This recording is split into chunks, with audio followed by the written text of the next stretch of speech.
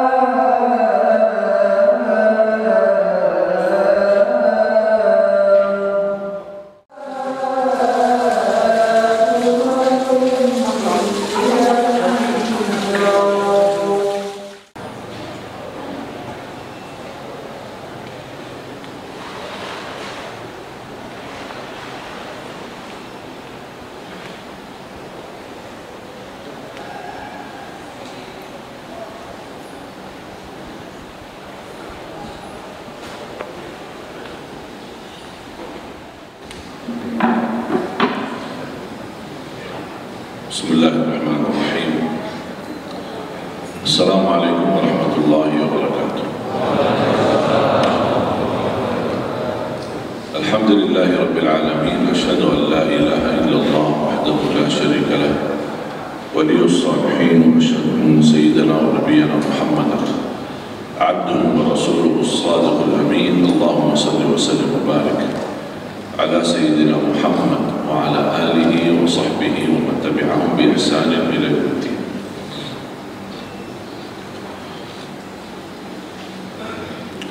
Para alim ulama, para asatiz, para kiai, para tuan guru, para hadirin kaum muslimin muslimat, mukminin mukminat, jamaah salat subuh, semoga senantiasa dimuliakan dan diberkahi Allah Subhanahu wa taala.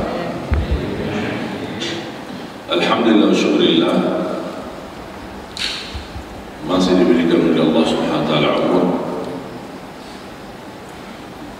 untuk kita mendekatkan diri kita kepada Allah Subhanahu wa taala. Masih diberikan oleh Allah izin untuk kita melanjutkan perjalanan safari dakwah.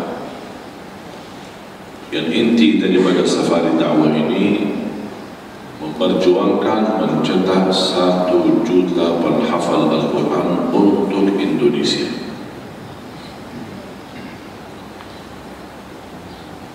Dan alhamdulillah banyak karunia-karunia yang diberikan oleh Allah Subhanahu wa taala. Dan ternyata program 1 juta penghafal Al-Quran bukan milik Ali Jabir, tapi alhamdulillah menjadi milik kita bersama. Perjuangan kita bersama, amal saleh kita bersama, agar kita bersama-sama bergabung menjadi keluarga Ahlul Quran di dunia dan di akhirat. Kalau tidak ada kemuliaan sama sekali daripada Ahlul Quran kecuali mereka terpilih menjadi hamba terdekat dengan Allah, sudah cukup. Banyak kemuliaan dari Al-Quran, banyak sekali, tidak bisa dibatasi. Tapi kalau sama sekali tidak dapat kemuliaan dari Al-Quran kecuali 1 terpilih menjadi keluarga Allah. Rasulullah SAW bersabda, inna lillahi ahluna wa khassun. Allah memiliki ahlun, artinya keluarga, wa khassun, orang-orang yang khusus mendapatkan perhatian dan kemuliaan di sisi Allah. Sahabat tanya, man hum ya Rasulullah, siapalah mereka ya Rasulullah? Rasulullah SAW menjawab, ahlullah hum ahlul Quran wa khassat.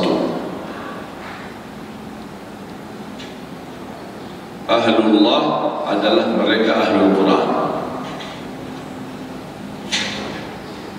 Dan wa khassatu, orang yang spesial, sangat dekat sama Allah, memiliki kedudukan yang sangat tinggi.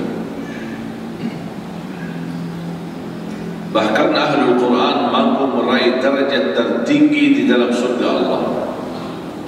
Dan satu-satunya amalan yang disuruh kita amalkan di dalam surga, padahal surga tempat balasan, bukan tempat amal. Kalau dunia tempat amal, darul amal, wal jannah darul jaza. Jannah tempat balasan Allah atas apa yang kita kerjakan, dan kita berhasil meraih surga Allah SWT. Tetapi ada amalan yang disuruh amalkan di dalam surga. Kenapa disuruh amalkan itu? Karena terkait dengan posisi derajat kita di mana. Masuk surga Allah karena rahmat Allah, tapi posisi derajatmu karena amalanmu. Tidak ada urusan rahmat Allah.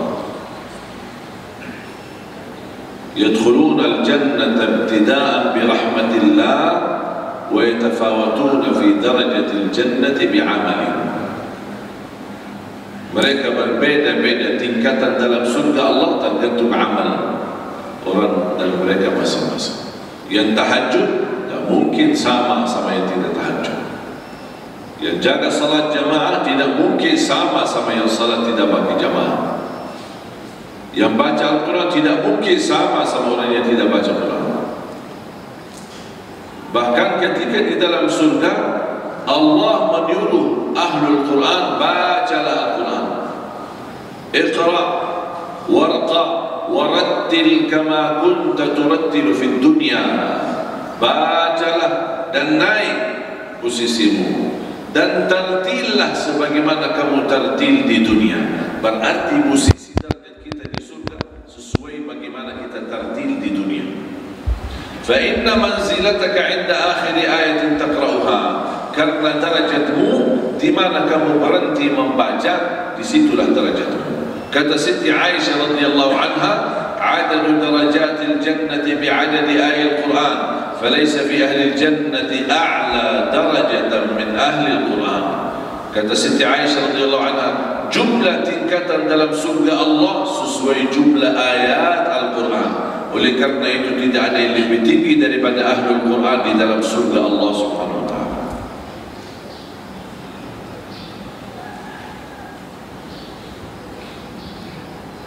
Al-Quran bukan sendiri mulia, tetapi membagikan dan menjaminkan kemuliaan.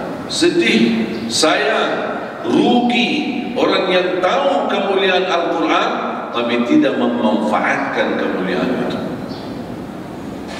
Berhari-hari lewat tidak pernah baca Quran, berhari-hari lewat tidak mempandangi ayat suci Al-Quran, berhari-hari lewat tidak simak mendengar kalamullah. Padahal keindahannya tidak ada habis.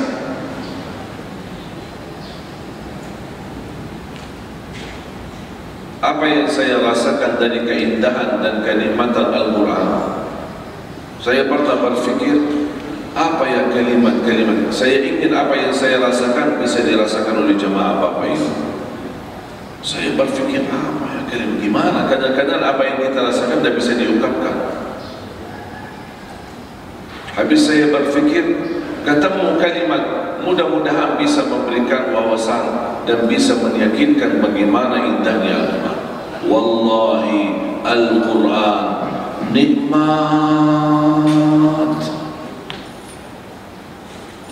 Faham? Tak ada kalimat yang lain yang saya bisa sampaikan. Wallahi nikmat. Keselamatan, kemuliaan, kebahagiaan, persungguhan, perlindungan, ketinggian derajat, husnul khatimah. Setiap satu huruf 10 kebaikan, diberikan perlindungan dari kejahatan, dari keburukan, dari godaan syaitan, dan cukup sebagaimana kata ulama, barang siapa yang ingin mendengar Allah berbicara, baca Al-Quran. Barang siapa yang ingin mendengar Allah berbicara, bacalah Al-Quran. Itu kalam Allah. Al-Quran isinya dari Al-Fatihah sampai An-Nas, Allah sedang berbicara sama kita. Kalau kita terima pesan di WA, dikirim dari grup sebelah atau dari grup mana, terus isinya berpesan dari seorang guru kita yang kita cintai, ulama, da'i, ada pesan nasihat, begitu kita terima di HP kita, kira-kira memperhatikan pesan itu atau diabaikan? Diperhatikan atau diabaikan? Dibaca dengan baik? Dibaca. Apalagi kalau kita tahu ini dari misal Ustaz Abdul Samad atau Ustaz Adi Hidayat atau siapa yang kita cintai dari mereka, begitu ada kiriman, pasti kita akan baca. Al-Quran isinya WA dari Allah, semua dari Al-Fatihah sampai An-Nas, semua pesan-pesan dari Allah. Ada diperhatikan? Atau manusia sekarang menjadi lebih mulia daripada Allah di hati kita? Pesan-pesan dari para ulama kita perhatikan, pesan-pesan daripada guru kita perhatikan. Jangan-jangan kita terlalu fanatik kepada guru tapi tidak fanatik kepada Allah. Semua pesan dari Al-Fatihah sampai pesan-pesan dari Allah, WA dari Allah. Kalau kita bahasa modern sekarang, WA, baca Al-Quran. Ya ayyuhalladzina amanu, hei orang beriman. Yang dimaksud siapa? Kita ini kan panggilan. Maka kata Abdullah bin Mas'ud, idza sami'ta ya ayyuhalladzina amanu fa'riha sam'ak fa innaha imma amrun tu'maru bih wa imma nahyun tunha an.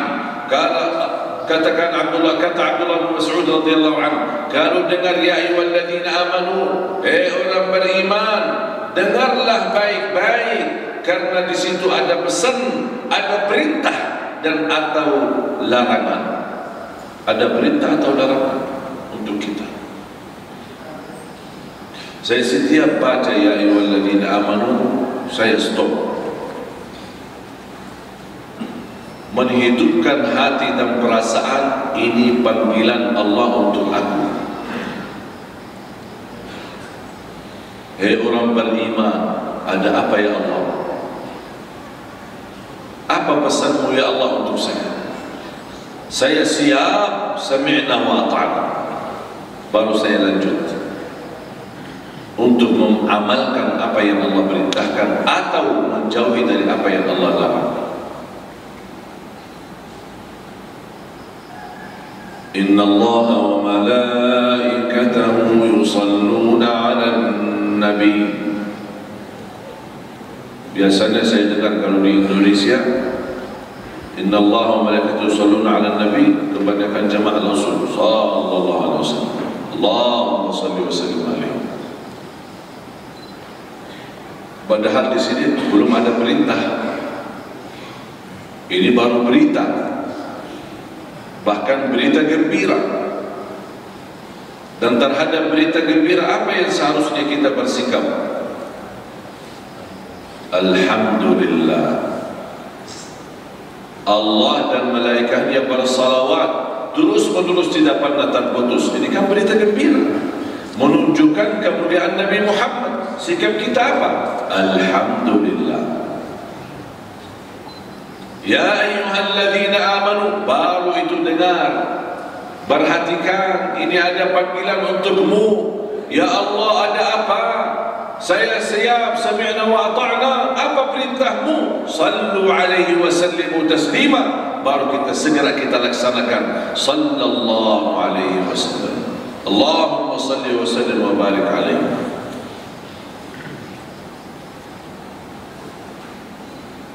Dan itulah cara menghayati makna dan isi Al-Quran.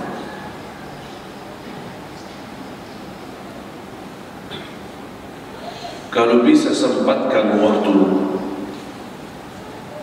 Cuba cari ayat yang diawali ya ayyuhalladzina amanu. Dan pilih mana saja, banyak di dalam Al-Quran, tinggal cari. Ya ayyuhalladzina amanu ittaqullah, ya ayyuhalladzina amanu ista'inu bis-sabri was-salah, ya ayyuhalladzina amanu udhkurullaha dzikran katsira. Cuba cari kalimat ya ayyuhalladzina amanu untuk belajar. Ini panggilan untukmu, ini panggilan khusus untukmu. Yang dimaksud adalah diri kita, dirimu, bukan orang lain. Setiap kita baca ya ayyuhalladzina amanu, oh yang dimaksud saya, bukan orang lain. Wahai orang beriman, ada apa ya Allah? Siap melaksanakan perintah atau larangan, menjauhi dari larangan. Ikuti sambil menghayati, dan kita amalkan sesuai kemampuan. Fattaqullaha mastata'tum, bertakwalah kepada Allah sesuai kemampuannya.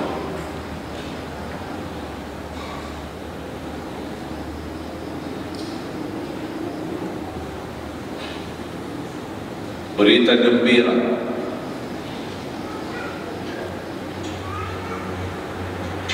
kepada semua jamaah yang suka datang ke masjid di saat gelap.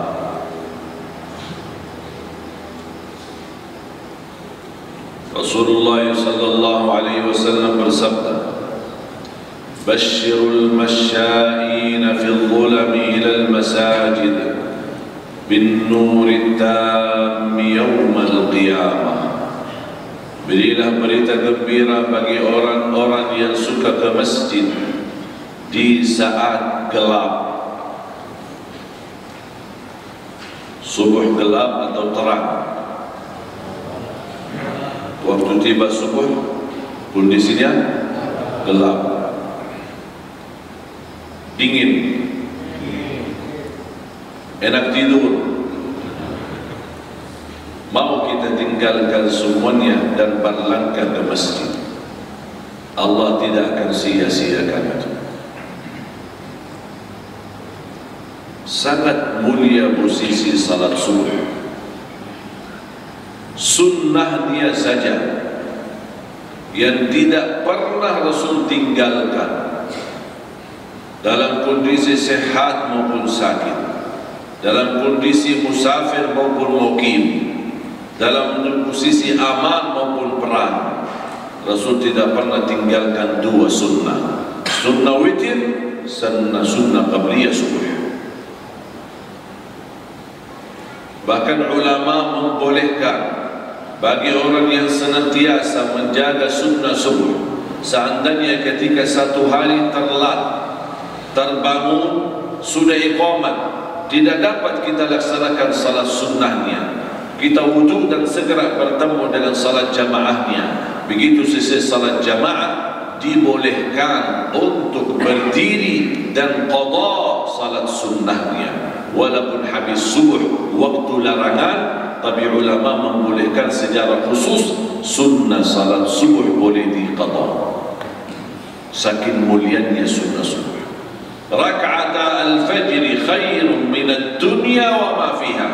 Dua rakaat sunnah subuh atau sunnah fajar atau sunnah qabliyah subuh, semua satu. Beda-beda nama, beda-beda istilah, tapi isinya satu. Dua rakaat sunnah fajar yang dimaksud sesudah azan subuh sebelum melaksanakan salat wajib. Itu sunnah fajar. Lebih baik daripada dunia dan seisinya. Allahu Akbar. Saya membayangkan kalau sunnahnya aja lebih besar pahalanya daripada dunia dan seisinya, apalagi salat subuhnya. Itu baru sunnahnya begitu besar pahalanya, apalagi salat subuh. Dan bacaan di salat subuh disaksikan oleh malaikat. Pengalaman saya dari waktu saya pertama jadi imam, usia saya 13 tahun, di salah satu masjid di kota Madinah. sampai tahun 2008 datang ke Indonesia. Tak pernah saya menemukan bacaan atau menemukan kenikmatan dalam salat sebagaimana salat subuh. Terasa beda suasana, beda bacaan. Sampai kata teman saya, kalau antum baca di salat subuh, kenapa kok beda sama salat maghrib sama salat isya? Kenapa di salat subuh jauh lebih rohani, lebih nikmat dibanding salat maghrib dan salat isya? Karena salat subuh bacaan kita jadi saksi dan pula disaksikan oleh malaikat.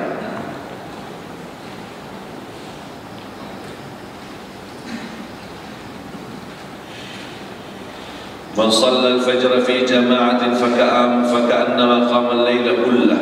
Barang siapa yang salat subuh berjamaah, dia mendapatkan nilai pahala seperti orang tahajud sepanjang malam.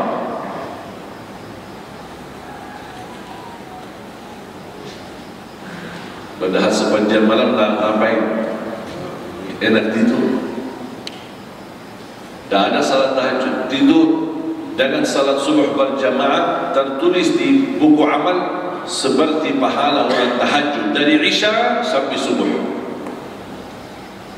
Hanya dengan ikut salat subuh berjamaah. Man shalla al-fajr fi jama'atin fahuwa fi dhimmatillah. Barang siapa yang salat subuh berjamaah, dia dalam lindungan Allah, dilindungi oleh Allah SWT.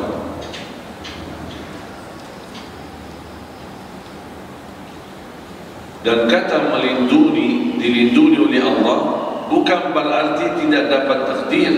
Bisa dapat ujian, bisa dapat takdir, tapi karena berkat salat subuh Allah ringankan takdir daripada parah menjadi biasa atau kecil. Daripada dibunuh, ditusuk saja. Faham? Takdir.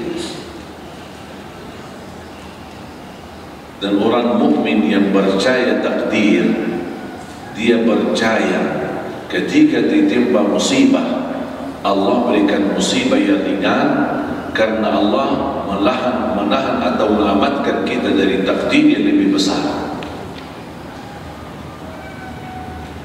Tak mungkin ada takdir yang menimpa kita, pasti ada takdir yang lebih besar.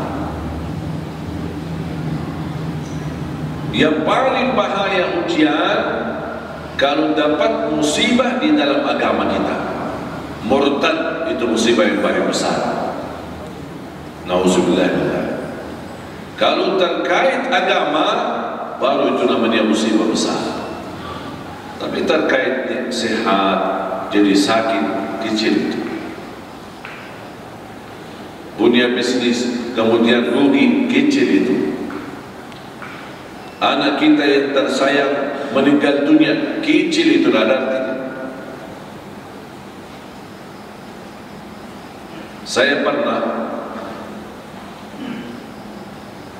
waktu itu di kelas SMA di Madinah. Saya keluar dari sekolah, pas di gerbang pintu sekolah di luar, saya bertemu dengan orang buta. Sering saya perhatikan dia berada di sekolah kita, tapi beda kelas. Sama-sama SMA, tapi ada kelas A, ada kelas B, dan seterusnya. Dan saya di waktu itu sama juga berdiri di sampingnya menunggu ayah saya jemput.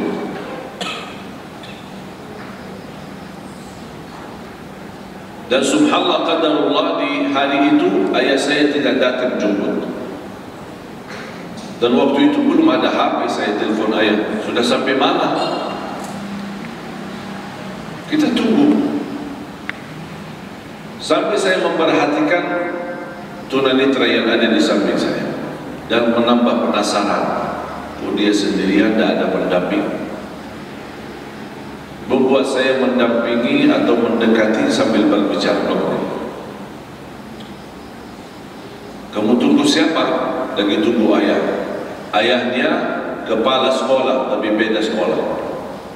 Mungkin ada rapat mendadak atau belum selesai kerjaan, makanya dia suruh tunggu. Dan belum ada waktu itu telepon atau HP yang bisa kita hubungi. Apa mau dijemput atau bagaimana? Akhirnya saya tawarkan, boleh saya antar? Ya boleh. Rumah antum dekat atau jauh? Dekat, seberang jalan. Ya udah, saya dampingi, tapi antum kasih tahu, tunjukkan jalan. Langsung dia ketawa. Saya bilang, kenapa kau ketawa? Masa orang buta yang tunjukkan jalan?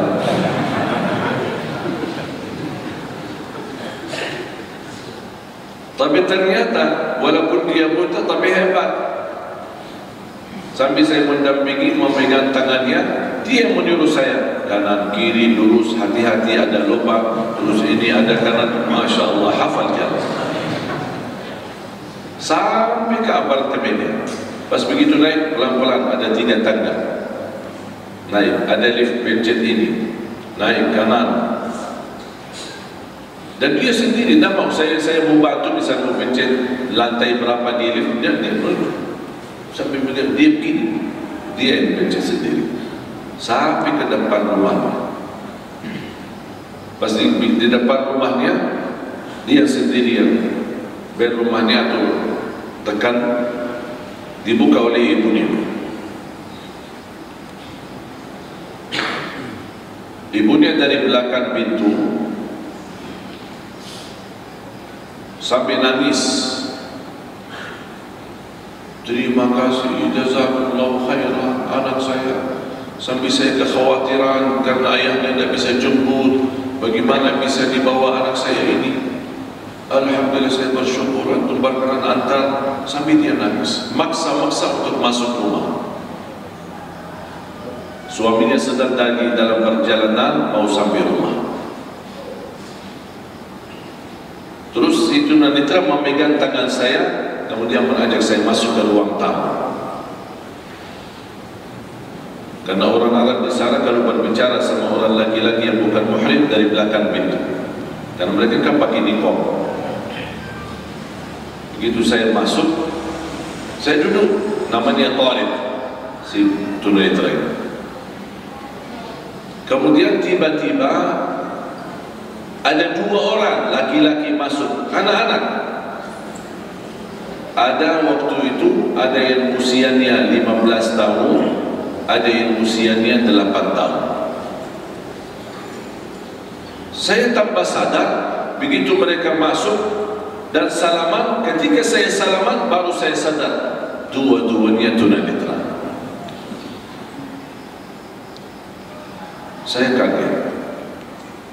Ayahnya tidak tunanetra, normal, ibunya pun sama, tapi mereka berempat saudara, 3 laki dan 1 perempuan, semuanya tunanetra.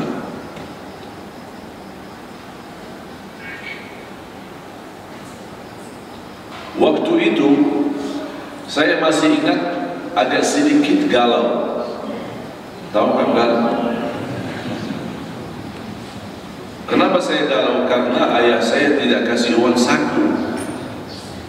Pas saya pagi-pagi ke sekolah, biasanya kan ada uang saku buat beli roti nanti. Karena di dalam sekolah ada 1 ruangan khusus jualan, ada minuman, ada jus, ada roti. Kalau mungkin di Indonesia, saya belum tahu bagaimana cara di Indonesia atau sekolah di. Kalau di sana ada 1 tempat, bukan restoran, tapi seperti toko kecil berjualan. Kalau pagi tidak ada yang makan nasi di Arab. Makanya pas saya kalau safari dakwah diundang pagi-pagi, saya minum semua nasi, ayam, ikan. Saya tanya, ada roti? Udah ada roti. Udah saya puasa aja. Tak biasa makan nasi pagi-pagi. Jadi waktu itu saya ada sedikit, bisa dikatakan sakit hati. Wah, ayah tak kasih uang saku. Pas begitu melihat mereka, ternyata uang saku tidak ada artinya dibanding ujian yang mereka dapat. 1 keluarga keturunannya semuanya buta. Gara-gara kejadian itu, alhamdulillah, si Tariq dan semua adiknya, keluarga besar mereka menjadi sahabat saya sampai hari ini.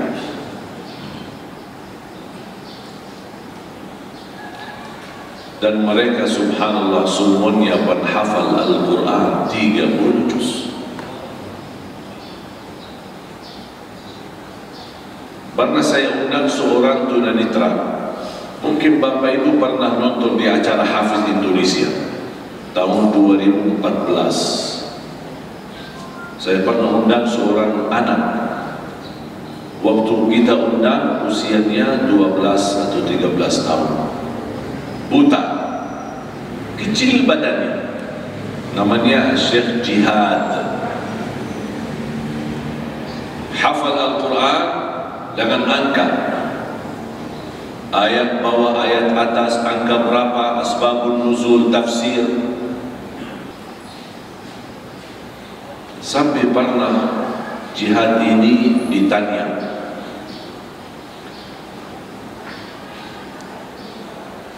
wahai Jihad, pernah gak kamu berdoa meminta sama Allah supaya kembalikan nikmat mata dan bisa melihat lagi? Apa jawaban beliau? Saya tidak pernah berdoa meminta itu. Saya tanya kenapa? Kata beliau, buat apa? Kalau saya nanti bisa lihat, malah justru nanti sering cuci mata. Daripada dosa mata, mendingan buta. Subhanallah. Makanya orang yang percaya takdir, apapun ujian yang dia hadapi, menjadi takdir itu ringan bagi dia. Bukan berat, ringan. Ini dari mana takdir? Ini dari mana musibah? Dari Allah.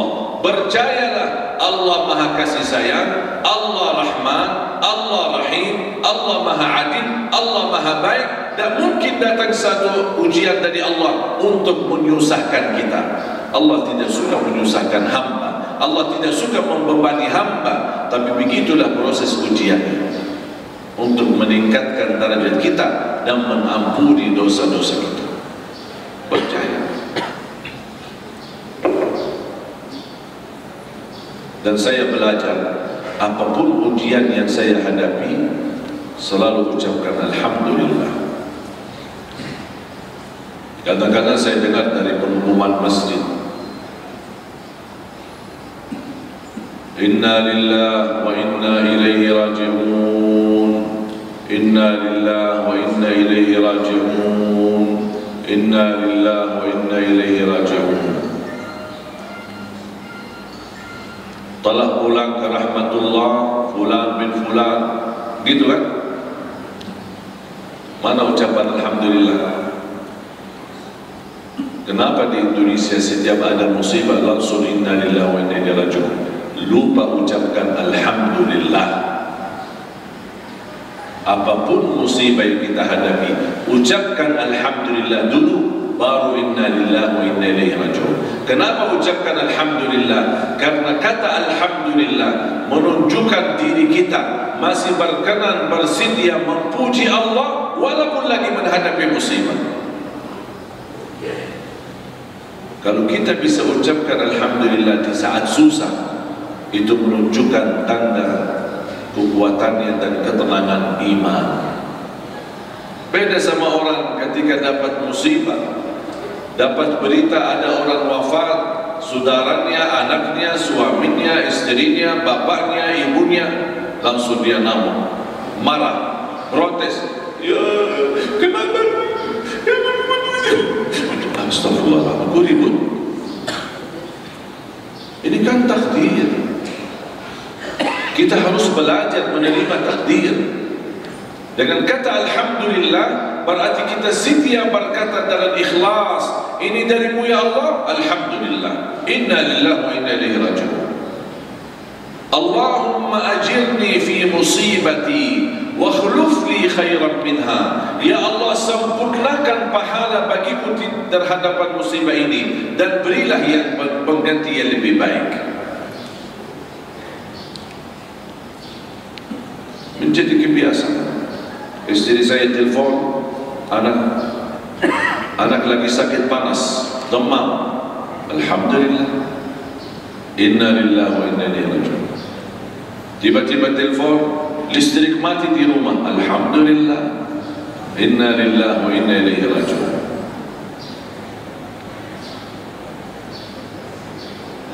Adik saya bawa mobil, bocor banyak. Harus dia telepon, tak bawa uang ini bocor banyak. Alhamdulillah, inna lillahi wa inna ilaihi raji'un. Terus kalau bisa belajar ucapkan alhamdulillah di saat susah, akan jauh lebih indah dan nikmat di saat senang.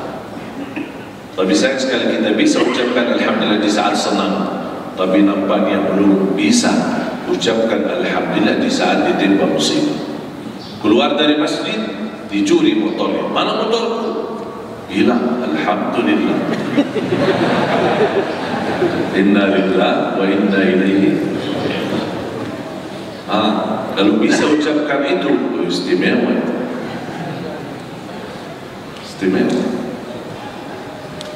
Beda sama orang pas keluar dari masjid, baru habis doa, habis zikir, habis istighfar, hilang motor.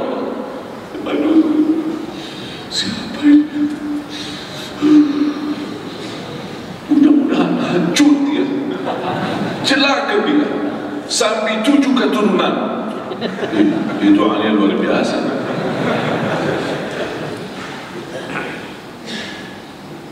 Pernah satu kejadian, nanti Bapak Ibu kalau berkenan lihat ceritanya di YouTube, berita. Sekarang mungkin sudah 5 tahun. Waktu kehilangan mobil saya. Pernah enggak dengar? Ya, bukan di YouTube ada. Hilang mobil Innova. Karena di Sun ada CCTV. Habis salat subuh saya keluar, hilang mobilnya. Saya tak nyangka curi. Nanti Bapak Ibu kalau berkenan buka di channel YouTube kami, channel Cik Ali Jaber. Nanti kalau sudah buka YouTube, mohon sekalian subscribe. Pas saya keluar, mobil tak ada. Saya berbaik sangka, tak nyangka mobilnya dicuri. Mungkin adik saya atau supir yayasan atau apa, dan petugas dari dalam kantor yayasan, dia datang, dia bilang, saya lihat di layar TV, karena ada kamera CCTV, mobilnya dicuri. Sampai saya lihat di kamera di layar, tukang satpam penjaga ada di depan mobil tapi tidur. Sampai ada 4 orang datang, bongkar mobilnya, hidupkan mesinnya, bawa lari, tapi satpam tidak bergerak. Tidurnya luar biasa, khusyuk. Begitu dia terbangun kaget, mobil tidak ada, dia datang minta maaf. Saya bilang, buat apa minta maaf? Ini kan takdir, kamu tidak ada urusan.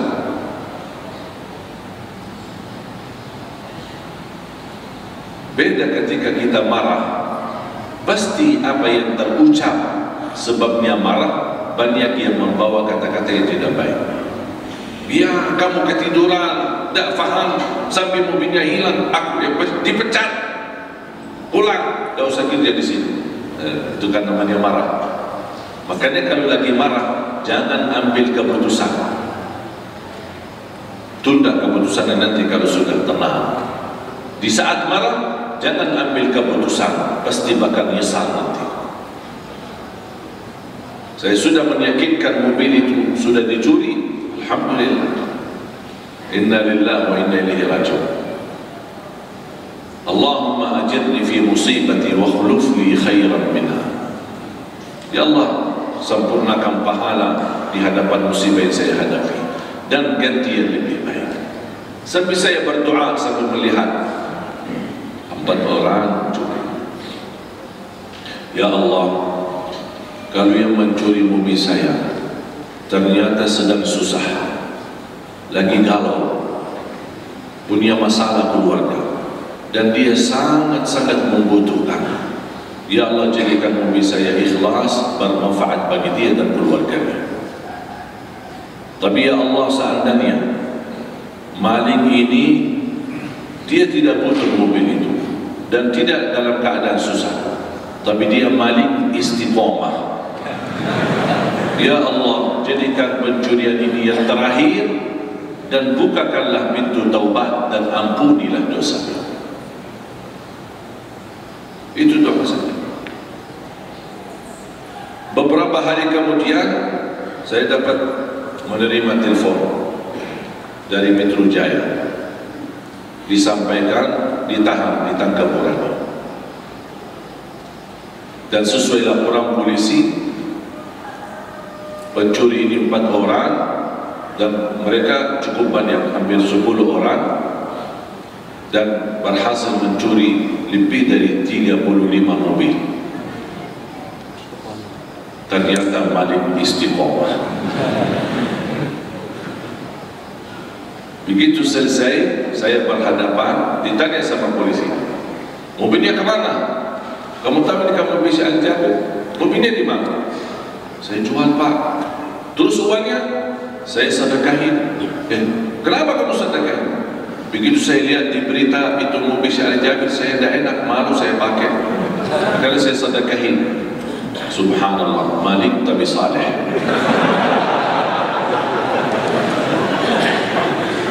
Alhamdulillah, inna lillahi wa inna ilaihi raji'un. Itu yang saya ucapkan salat.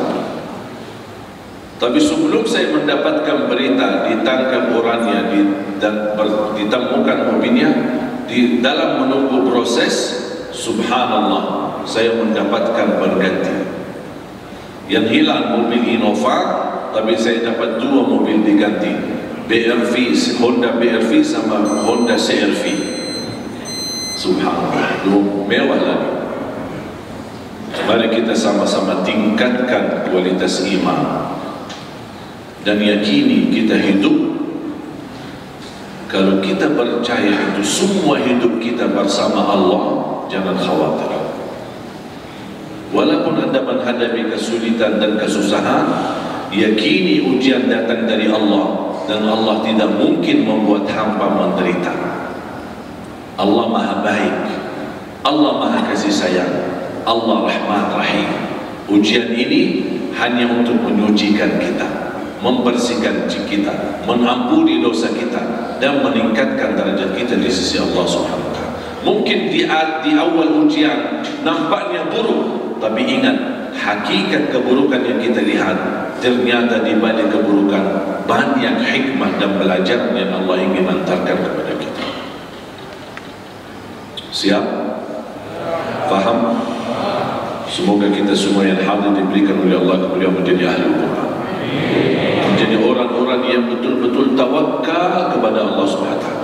Apapun musibah yang kita hadapi, kita bisa tunduk dan bersyukur dalam keadaan apapun, dalam keadaan susah maupun dalam keadaan lemah, dalam keadaan senang maupun dalam keadaan sulit, dalam keadaan lancar maupun dalam keadaan mepet, dalam keadaan apapun kita selalu mampu ucapkan Alhamdulillahirabbil alamin. Jemaah sekalian, sebelum saya tutup doa, saya serahkan kepada panitia. Mohon maaf, jangan kemana-mana dulu. Sesaat lagi kami kembali. Allahumma salli ala sayyidina Muhammad wa ala ali sayyidina Muhammad. Allahumma inna nas'aluka al-huda wal tuqa wal 'afafa wal ghina. Ya Allah, berilah kepada kami petunjuk pada jalan yang lurus, ihdinas siratal mustaqim. Hidupkanlah kami dalam keadaan iman, wafatkanlah kami dalam keadaan Islam, akhiri hayat kami dengan husnul khatimah. Ya Allah, tuliskan nama kami dan keluarga kami sebagai ahlul Quran yang mendapatkan syafaatnya Al-Quran. Ya Allah, aku mohon semua jemaah yang hadir selepas majlis ini, masing-masing pulang sudah diampuni segala dosanya, disucikan hatinya, dibersihkan jiwanya, disembuhkan penyakitnya, disehatkan badannya, diselamatkan setiap langkah-langkahnya. Atas izin-Mu ya Allah, kami sama-sama bertemu di majlis ini. Berilah kepada kami kemuliaan, sama-sama bertemu kembali di dalam surga-Mu ya Allah bersama Nabi Muhammad sallallahu alaihi wasallam. Rabbana atina fid dunya hasanah wa fil akhirati hasanah wa qina adzabannar. Wa sallallahu ala sayyidina nabiyina Muhammad wa ala alihi wasallam. Walhamdulillahi rabbil alamin. Kurang lebihnya mohon maaf. Akhirul kalam, subhanakallahumma wa bihamdika asyhadu an la ilaha illa anta astaghfiruka wa atubu ilaik. Assalamualaikum warahmatullahi wabarakatuh.